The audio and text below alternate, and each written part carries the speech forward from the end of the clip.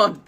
Uraraka, you okay? You good, Bakugou? Yeah, fine. Shut up. What was that just now? A patented Bakugou sneeze. That was a sneeze? Dang, I heard that from the roof. Everybody okay? Why were you on the roof? Oh, you know, just chatting with none your business. Okay. Boy, round face sneezed first. But she's not the one with explosive mucus, apparently. Either that or you're just sweating out of your nose. Gross, bro. Doesn't matter. Uraraka sneezed first, then Bakugou sneezed back. Wouldn't that be Snow's? Roki?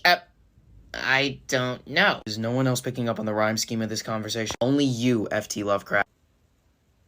8 out of 10 since it wasn't a stupid bird pun. I'll take it. Someone say bird? No. Hey, Kachan, you should consider Gunpowder Snot as a possible hero name. You should start looking into covering your funeral service, Duracell.